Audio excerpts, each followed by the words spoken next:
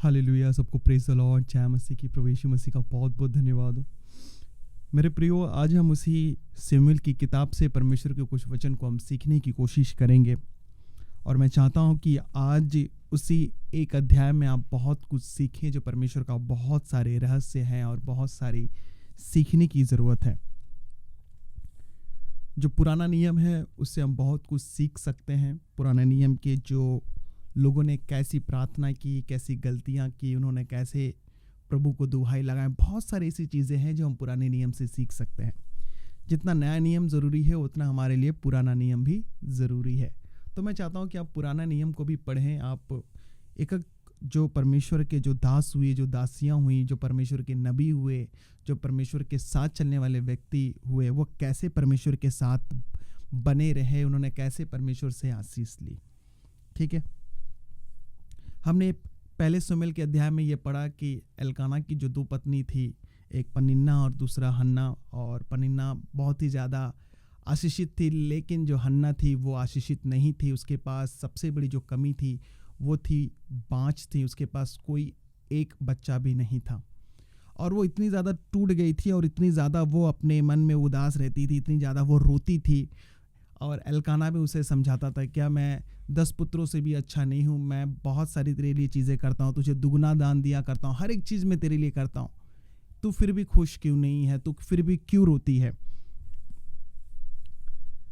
आपको ये बात पता होगी, पनिन्ना का परमेश्वर ने कभी इस्तेमाल नहीं किया, पनिन्ना से कभी बातें नहीं की। ठीक है, एल्काना जो था वो एक धर्मी पुरुष था। वो परमेश्वर के भवन में जाया करता था हर वर्ष और बहुत ज़्यादा वो दान दिया करता था। ठीक है, अब हम उससे थोड़ा आगे बढ़ेंगे और एक औरत की प्रार्थना कैसी होती है, एक बहन की प्रार्थना कैसी होती है, और कैसे हम परमेश्वर को अपनी ओर खींच सकते हैं, कैसे हम परमेश्वर को हम अपनी ओर बुला सकते हैं। ठीक है, तो वो आज हम उसे सीखने की कोशिश करेंगे। मैं चाहता हूं कि आपका पूरा जो ध्यान है वो परमेश्वर के वचन पर हो, पूरा जो ध्यान वो परमेश्वर के उस आत्मा के शब्द की तरफ हो जो हमें बदल सकता है। ठीक है, परमेश्वर की भी हमें ज़रूरत है और उसकी ज़रूरत हमें हमेशा ही रहेगी जब तक हम इस धरती पर हैं तब तक। और जब हम धरती से जब उस परमेश्वर के घर में चले जाएंगे तभी भी हमें परमेश्वर की ज़रूरत हमेशा पड़ेगी, क्योंकि हम उसके बगैर नहीं हैं। यह बात हमेशा आप याद रखिएगा। ठीक है, और मैं चाहता हूं कि आप प्रभु के उस वचन को सुनते रहे, उस पर अपना ध्यान केंद्रित करते रहे। ठीक है, तो आज मैं आपके लिए प्रार्थना करूंगा कि परमेश्वर आपको कान दे इन वचनों को सुनने के लिए। ठीक है, और मैं चाहता हूं कि आप परमेश्वर की आवाज़ को सुने, आप परमेश्वर की वाणी को सुने। यह बहुत ज़्यादा ज़रूरी है।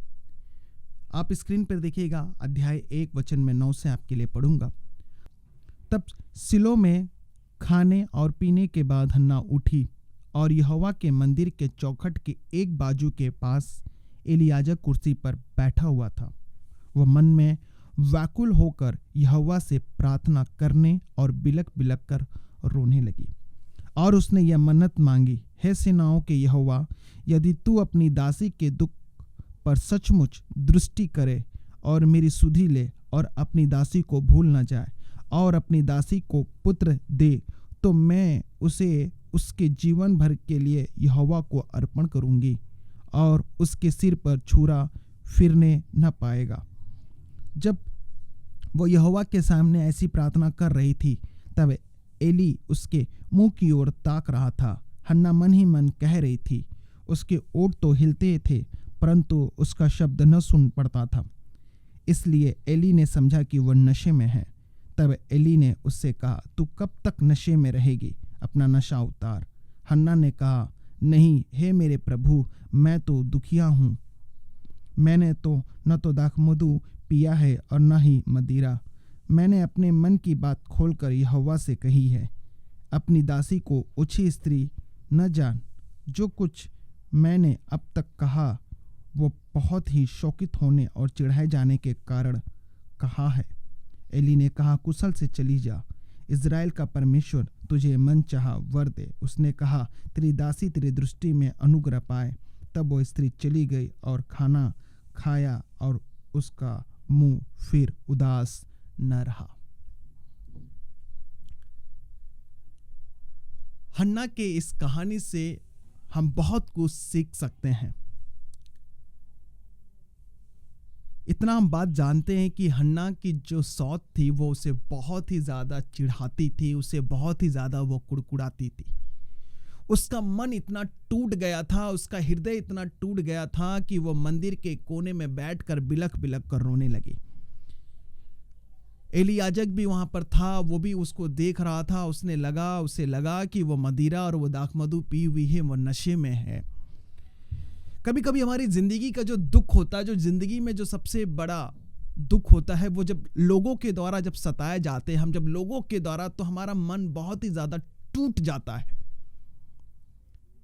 पनिन्ना ने उसे इतना तोड़ दिया था कि वो सोच ही नहीं पा रही थी कि अब मुझे क्या करना है। यहां पर कई सारी चीजें हैं जो परमेश्वर मुझे अभी बता रहा है अभी बोलने के लिए, वो मैं चाहता हूं कि मैं आपके सामने करूं। हन्ना के पास वो कुछ भी नहीं था। उसने वो पाने के लिए वो अपने पति से कहती है, वो कभी अपनी गवाही, अपने आशीष के लिए, अपने बच्चे के लिए कभी उसने परमेश्वर की ओर दुहाई नहीं लगाई थी।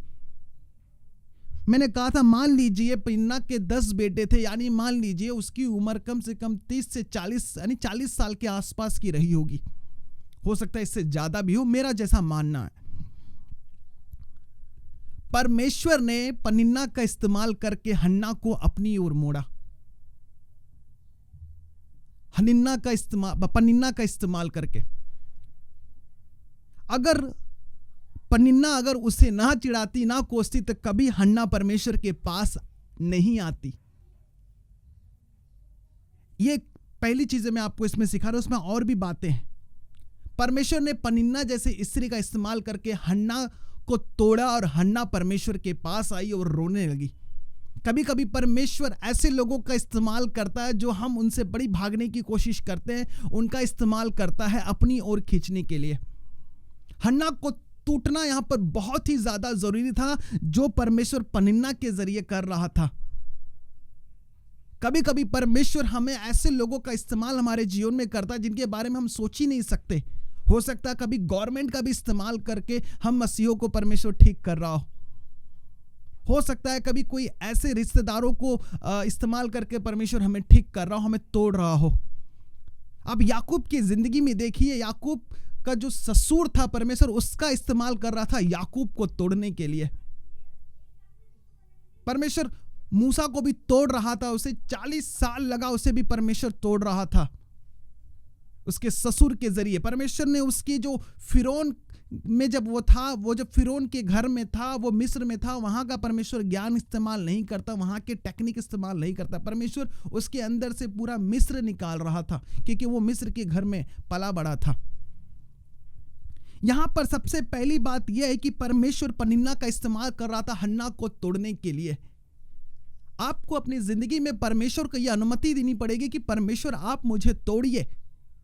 जब तक आप टूटेंगे नहीं, तब तक परमेश्वर आपको इस्तेमाल कभी नहीं करेगा।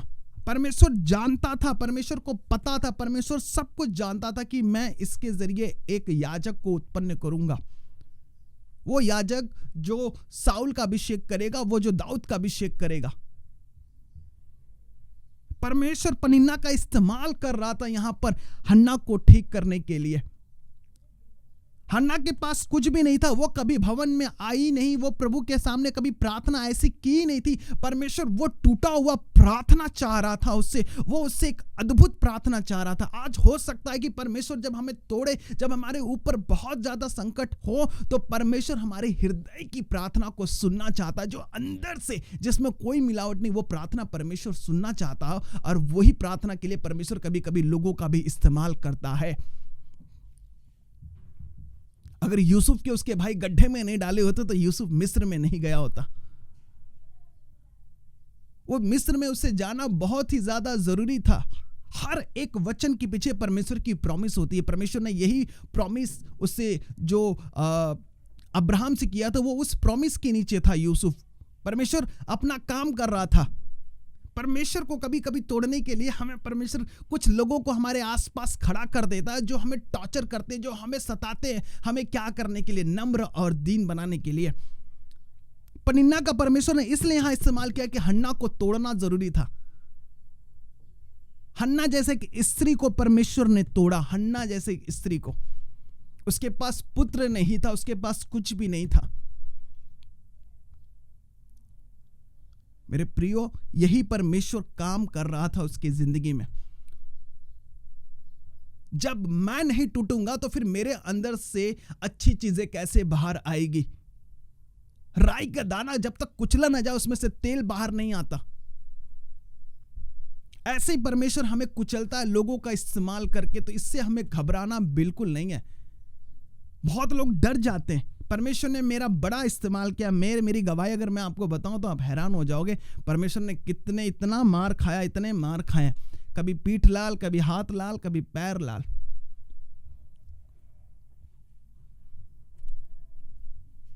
मेरे भाइयों, मेरे बहनों, ये चीजें हमें समझने की जरूरत है। पनिन्ना के जरिए हन्ना प्रभु के भवन में आती है, रोती है, प्रार्थना करती।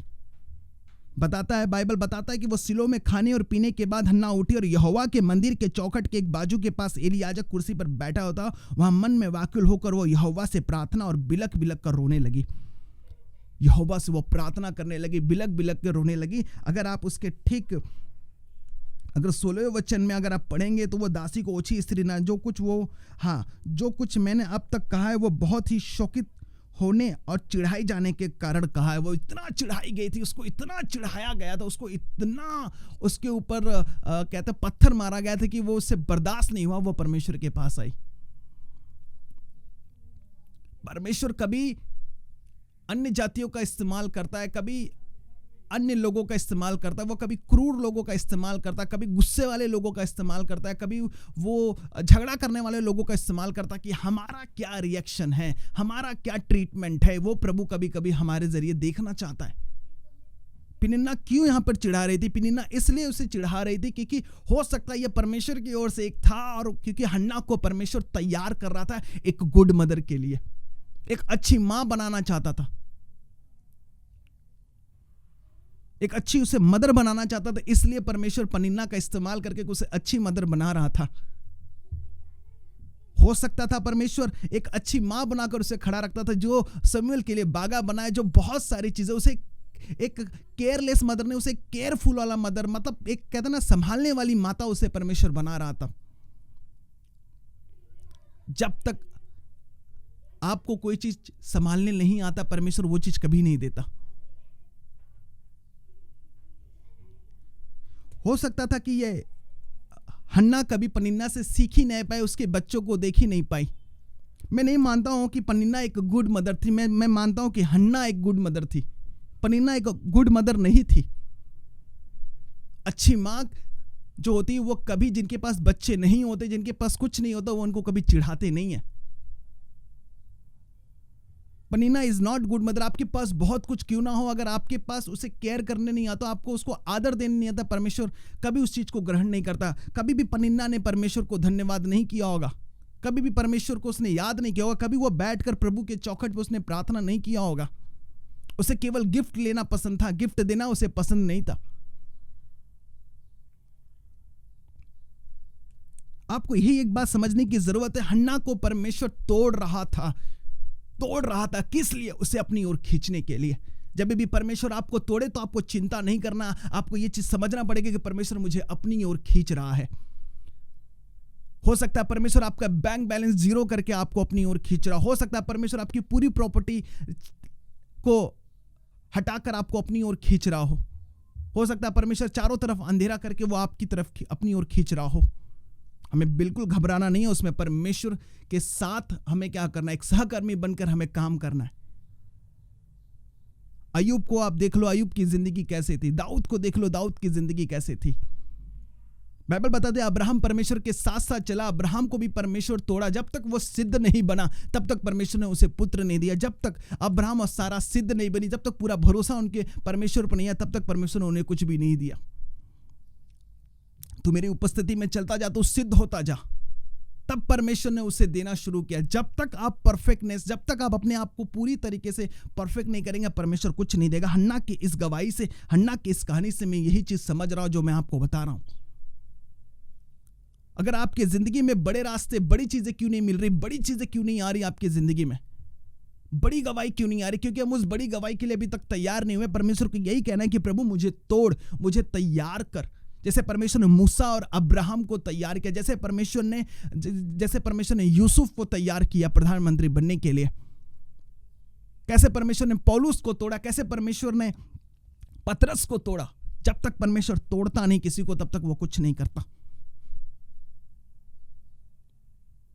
परमेश्वर हन्ना को तोड़ रहा था कि वो मेरे भवन में आए, मुझसे मांगे, मुझसे प्रार्थना करे। वो मुझसे, मनुष्य से नहीं। हन्ना क्या कर रही थी? वो अपने पति से कह रही थी मुझे बच्चा चाहिए। वो लोगों से जाके कह रही थी कि मेरे पास इस चीज की कमी है। परमेश्वर नहीं चाहता था कि लोगों के पास जाए। परमेश्वर चाहता था कि मेरी बनाई हुई सृष्टि मेरे पास आए।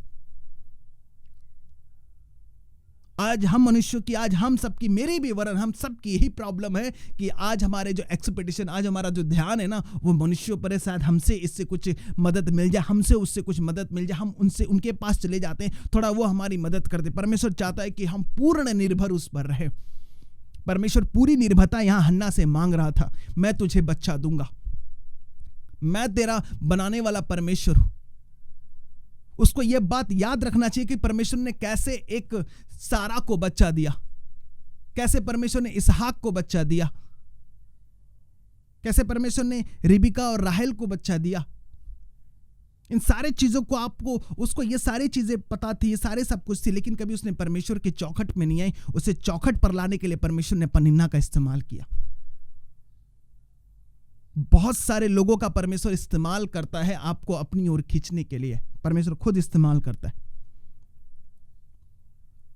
हम इतना जानते हैं कि पनिन्ना तो उसे चिढ़ाती थी। पनिन्ना को हम एक विलन की तरह आज यहां पर देख रहे, लेकिन यहां पर हमें पनिन्ना को भी देखना पड़ेगा कि उसने हन्ना को प्रभु के मंदिर तक पहुंचाया।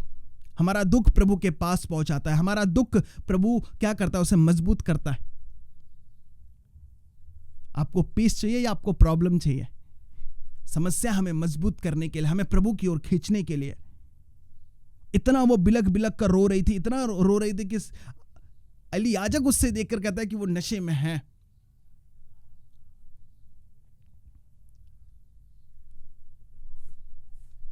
हन्ना एक गुड लेडी थी, एक अच्छी स्त्री थी, सब कुछ उसके पास था, लेकिन उसके पास उसका फल नहीं था। आज हो सकता है आपके पास सब कुछ हो और आज आपके पास परमेश्वर का फल ना हो, तो बहुत ही एक दुख की बात है। मैं चाहता हूं कि परमेश्वर का फल भी आपके पास रहे। उसका पति अच्छा था, उसके आसपास का माहौल अच्छा था, लेकिन उसके पास एक कमी थी, वो था उसका फल, एक पति पत्नी का फल।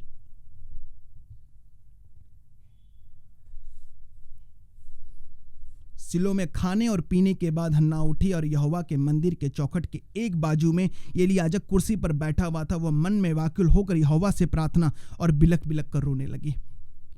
यहोवा के मंदिर के चौखट के एक बाजू में।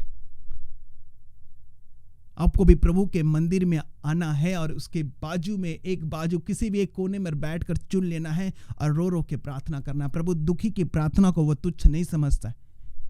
हमें मंदिर की जरूरत है, हमें प्रभु के भवन की जरूरत है।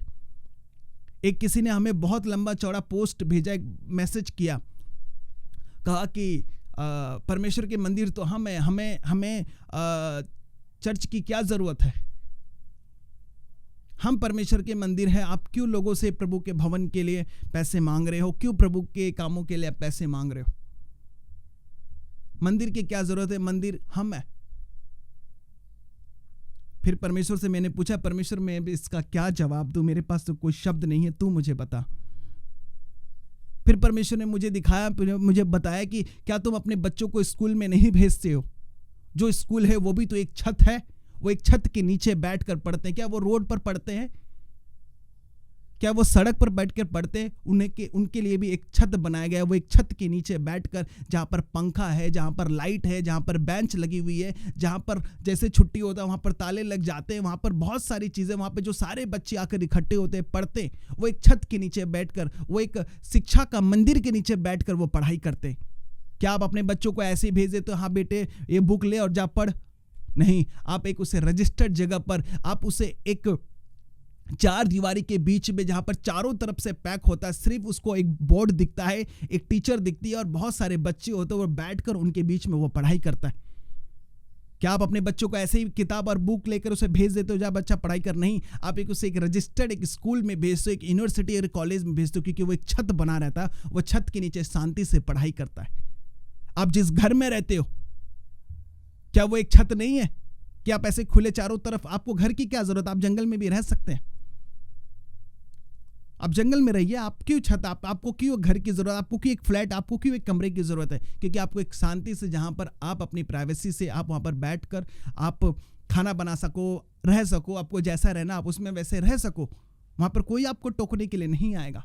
क्या आपके काम की जगह, क्या वो एक छत नहीं है? आपके पति जब काम पर जाते, क्या वो एक छत के नीचे काम पे नहीं करते? चारों तरफ से पैक होता है, वो बैठ कर वो अपना काम करते हैं। मान लीजिए वो एक कपड़े सिलने का काम है, चुपचाप हम बैठ कर, अगर वो खुले में करेंगे तो 10 लोग उन्हें देखेंगे, ताकेंगे, वो डिस्टर्ब हो जाएंगे और वो चीज़ों को वो अच्छा से नहीं कर पाएंगे। कंपनी की भी एक छत होती है, लेकिन जब प्रभु के भवन की बात आती है, जब परमेश्वर की मंदिर की बात आती है, तो लोग कुड़कुड़ाने लगते हैं। क्यों जरूरत है? परमेश्वर के तीसरे टेंपल की क्या जरूरत है? जो तीसरे टेंपल के लिए इतनी लड़ाई हो रही है इजराइल में, क्यों जरूरत है? ये जो छोटे छोटे मंदिर है ना, ये हमारा ये हमारे मान लीजिए शरीर के अन्य अंग है। इन्हें बनाना जरूरी है कि लोग इकट्ठे हो, यहाँ पर बैठकर एक संगति के नीचे आए, हम सब प्रार्थना कर पाए, और हमें यह होगा कि आज हमें प्रभु के भवन में जाना है, आज हमारा पैर उसके भवन की तरफ जाना है। क्या आप अपने बच्चों को स्कूल की तरफ सुबह नहीं भेजते हो? क्या आप अपने पति को काम पर नहीं भेजते हो? क्या आपकी पत्नी काम पर नहीं जाती है? क्या आप जहां पर जाते हो, क्या वो एक ऑफिस नहीं है? वो भी तो एक छत है ना। तो बहुत सारे लोग बोलते नहीं चर्च क्यों बनाना, चर्च क्यों बनाना? नहीं, चर्च बनाना बहुत जरूरी है, परमेश्वर का भवन होना बहुत जरूरी है। आप क्यों कपड़े पहन रहे हो? है ना आपके ऊपर, आपकी आत्मा के ऊपर शरीर है, क्यों कपड़े पहन रहे हो? नहीं, इसकी कोई जरूरत नहीं, ये भी तो एक कवर है ना। तो ये ऐसा कभी नहीं कहना चाहिए कि आपको प्रभु के भवन की कोई जरूरत नहीं। जरूरत है, क्योंकि वहां पर 4 लोग बैठेंगे, 10 लोग, 100 लोग, 10,000, 10 लाख लोग बैठकर प्रभु की प्रार्थना करेंगे, आराधना करेंगे। जब आप प्रभु के भवन में नहीं आएंगे तो फिर आपके बच्चे फिर कैसे आएंगे? आपको चर्च की जरूरत है, चर्च को बिल्ड करना है। हम हर स्टेट में यह काम करेंगे, एक स्टेट में नहीं, हर स्टेट में। परमेश्वर ने हर स्टेट में बोला है बनाने के लिए, हर स्टेट में बनाएंगे। जिस जगह पर भवन नहीं है, जिस जगह पर चर्च नहीं है, आप हमारे दिए हुए नंबर पर मैसेज डालें कि हमें यहाँ पर चर्च की ज़रूरत है, यहाँ पर एक चर्च बनाने की ज़रूरत है, वहाँ पर प्रार्थना करने की ज़रूरत है आपके अंदर ये भूख और ये प्यास? तो हमें बताइए कि यहाँ पर हमें चर्च की ज़रूरत है। हम नहीं, बल्कि परमेश्वर चर्च बनाने वाला, वो भवन बनाने का काम परमेश्वर का है। हम सिर्फ प्रार्थना करेंगे, परमेश्वर जैसे अगुवाई करेगा वैसे वहाँ पर भी हम भवन बनाएंगे।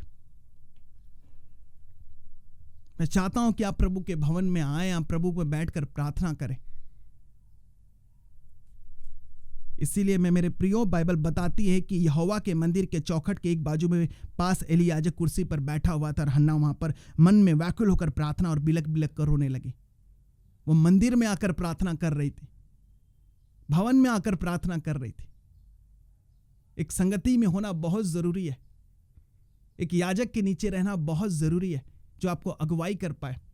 हम नहीं चाहते, मैं ऑनलाइन मिनिस्ट्री को पसंद जितना नहीं करता। ये उन लोगों के लिए जो नए लोग हैं, जो बहुत दूर है, जो नहीं आ पाते चर्च में, उनके लिए है। जो घर में पैरालिसिस से जो नहीं चल पाते, जो नहीं उठ पाते, ये उनके लिए मैं मैसेज बना रहा हूँ। जो नए लोग हैं, मुझे पब्लिक के साथ बैठकर प्रार्थना करना, उनके साथ मिलना, उनके लिए प्रार्थना करना, एक सामने आंखों के सामने उन्हें देखना मुझे बहुत ही अच्छा लगता है।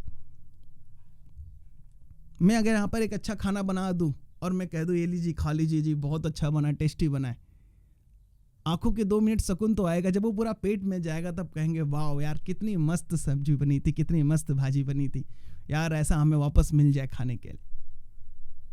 यीशु मसीह खुद आराधनालय में जाकर वो प्रार्थना करता था, वहां पर सच्चाई का प्रचार करता था, लोग उसको वहां से बाहर निकाल देते थे। आराधनालय बहुत जरूरी है, चर्च बहुत जरूरी है।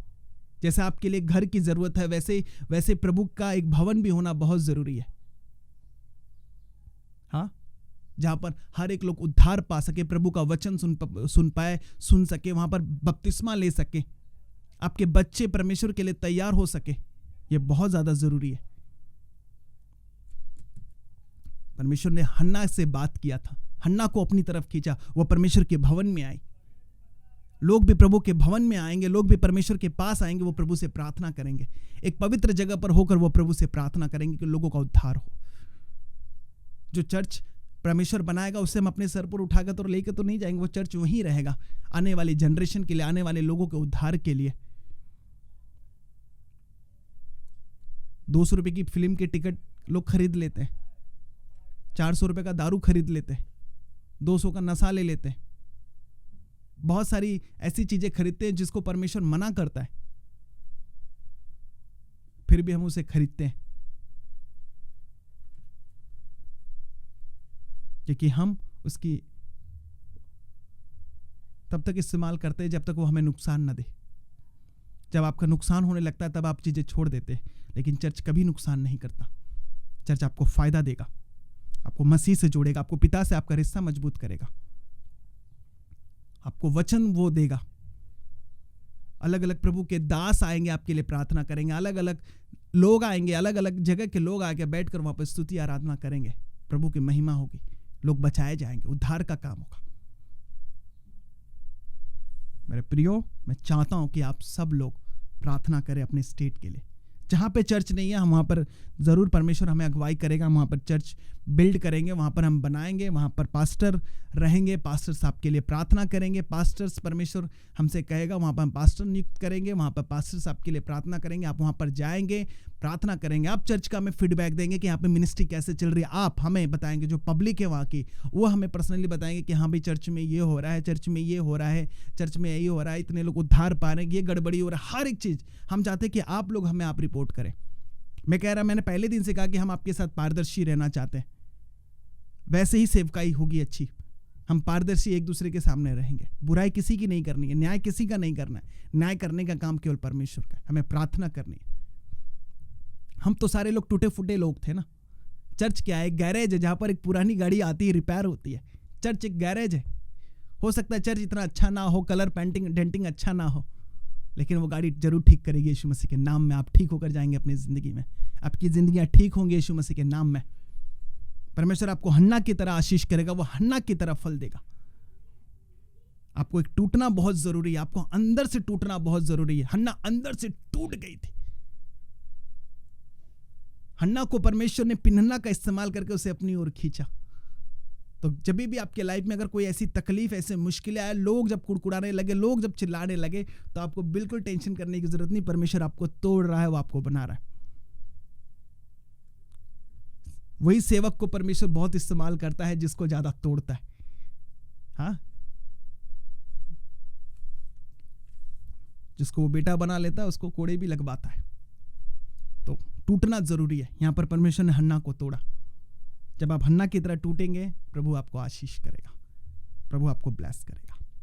ठीक है, तो मैं यही चाहता हूं कि आप हन्ना की तरह टूटे। परमेश्वर को यह अनुमति दे, परमेश्वर आप मुझे तोड़िए। जब वो स्त्री ने, जो व्यभिचारिणी स्त्री थी, जब उसने इत्र का पात्र तोड़ा तो वो सुगंध चारों तरफ फैल गई। हाँ, रोटी को जब उसने तोड़ा तो 5000 लोगों को उसने खिलाया। टूटो, परमेश्वर को, प्रभु मुझे तोड़ो, मैं कहां पर मजबूत हूं, किस चीज में मैं टूटा नहीं हूं, मुझे तोड़ो। यह अनुमति आपको परमेश्वर को देनी है। जब तक आप उसे अनुमति नहीं देंगे, वो आपको नहीं तोड़ेगा। जिस दिन आप अनुमति दोगे, परमेश्वर उस दिन से आपको इस्तेमाल करेगा। हन्ना को परमेश्वर ने पनिन्ना के जरिए तोड़ा और उसे अपने मंदिर की तरफ खींच लाया, और वो प्रभु के भवन में गई, प्रार्थना करने लगी, और परमेश्वर से मुंह मांगा, वरदान दिया। वो मन खोलकर प्रार्थना करने लगी। कहां मन खोलकर उसने प्रार्थना किया? प्रभु के भवन में। जब मैं कठोर था तो परमेश्वर ने मुझे भी तोड़ा, और मैं जाकर प्रभु के एक भवन में जाकर रो रो कर प्रार्थना करता हूं, बिलक बिलक कर प्रार्थना करता हूं। आप कहां पर रोएंगे? मंदिर में जाकर। इसीलिए मंदिर की बहुत ज्यादा जरूरी है, और हमें अंदर से टूटना भी बहुत जरूरी है। हाँ, जब हम टूटते हैं तो हम मंदिर बनते हैं परमेश्वर का। कि टूटे हुए को परमेश्वर क्या करता है? वो इस्तेमाल करता है। फेंके हुए पत्थर का वो इस्तेमाल करता है। तो टूटना जरूरी है आपको, हन्ना की तरह। ठीक है, तो प्रभु आपको बहुत आशीष करे और ब्लेस करे। God bless you.